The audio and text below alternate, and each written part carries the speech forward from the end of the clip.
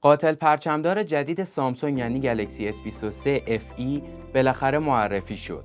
بریم توی ادامه این ویدیو ببینیم که مشخصاتش چیه، تو این رنج قیمتی جاش میشه چیز دیگه ای گرفت یا نه.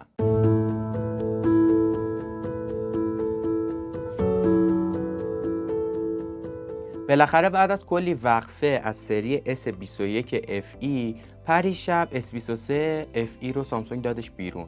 مشخصاتش چیان؟ یه صفحه نمایش 6.4 اینچی آمولد 2X 120 هرتزیه که 1450 نیت روشنایی داره.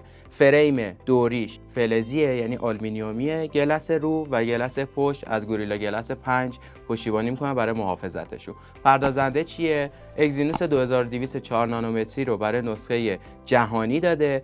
برای آمریکا یه دونه جداگونه زده اسنپ دراگون 8 نسل 1. اینا همشون تو ادامه بهتون میگم که تو S22 هست. رم 6 گیگ رو حذف کرده، به جاش فقط 8 گذاشته تو حافظه 128 گیگ و 256. دوربین 3 تا همچنان داره. یه دونه 12 مگاپیکسل اولترا وایده، یه دونه اصلی که ارتقا پیدا کرده شده 50 تا، یه دونه 8 مگاپیکسل تلفوتو داره با زوم 3x اپتیکال. دوربین سلفیش حالا چیکار کرده؟ از 32 آورده کرده 10، ولی کیفیتش اونقدر پایین نیومده. شارژر 25 واتی داره که باتری 4500 میلی آمپر ساعتیشو توی 30 دقیقه 50% شارژ میکنه. اندرویدش که 13 وان یو آی 51 هم استفاده میکنه. گواهی IP68 داره که الان دیگه مرسومه تو همه گوشی موبایل برای ضد آبی و ضد گرد و خاک بودن. دیگه اینکه رنگایی که معرفی شده یه سریش خیلی خوشگله، یه سری دیگه‌اش نه. مشکی سفید، بنفش، یه دونه سبز نعنایی، یه دونه داده نمیدونم نارنجی قهوه‌ای چیه، اون خیلی بد رنگه، اونو نخرید اگر خواستید. یه دونه 600 دلاری نسخه پایه عرضه میکنه، یه مقدار بالاتر نسخه 256 است. 600 دلاری بخواد بیاد ایران بشینه هولوش 30 تا 35 میلیون پولش میشه. حالا من میخوام توی این بازه قیمتی دو سه تا گوشی دیگه بهتون بگم که ببینید اصلا میارزه این گوشی جدید سامسونگ S23 FE یا نه. اولین گوشی که بهتون میگم سامسونگ گلکسی S22 معمولیه. پارسال معرفی شد، پرچمداره نه قاتل پرچمدار. مشخصات S23 FE کپی برداری از اینه. صفحه نمایش 6.1 اینچی سوپر آمولد داره، 120 هرتز نرخ بروز ثانیشه و برای جنس روی صفحه و پشت صفحه شیشه‌ایه که با گوریلا گلس ویکتوس پلاس محافظت میشه. از اون پنج S23 FE خیلی بهتره. فریم همچنان آلومینیومی. دوربینا چجوریان؟ یه دونه 50 مگاپیکسل اصلی داره که عین همونه، یه 12 مگاپیکسل اولترا واید داره باز عین همونه، به جای 8 مگاپیکسل تلفوتو حالا 10 مگاپیکسل داریم.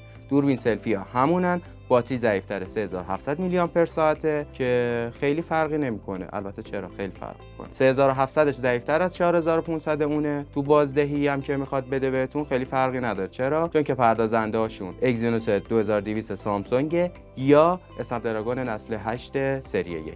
توی بازار هم میتونید به امروز که مثلا 13 مهر ماه 1402 هستیم هولوش 32 میلیون 33 میلیون نسخه 128 رو تهیه کنید. بریم واسه گوشی بعدی. گلکسی A54 سامسونگ که S23 FE ظاهرش رو از این کپی برداری کرده. یه ویدیو کامل ازش براتون ساختم، برید توی یوتیوب اونو ببینید که مشخصات اونو ببینید. به امروز هولوش 14 میلیون تومان اینطورا میتونید یه دونه A54 بخرید. گوشی بعدی چیه؟ شیائومی 13. مشخصات یه صفحه نمایش 6.63 اینچی آمولد 120 هرتز، بیشترین نورش هم 1900 نیت که از اون 1450 تا خیلی بیشتره. پردازنده اسنپ دراگون 8 نسل 2 داره، رمش از 8 گیگ تا 12 گیگ، حافظه داخلی از 128 تا 512. IP68 رو که داره، اینو میذاریم کنار، میریم سراغ دوربینا. دوربین چیه؟ یه 50 مگاپیکسل اصلی، یه 12 مگاپیکسل اولترا واید، یه 10 مگاپیکسل تلفوتو که باز این حالتش تقریبا مشابه اون S23 FE است. دوربین سلفی 32 مگاپیکسل، یه باتری 4500 میلی آمپر ساعت داره، عین همونه، ولی فرقش چیه؟ با آداپتور 67 واتی شارژ میشه که تو 38 دقیقه 100% شارژتون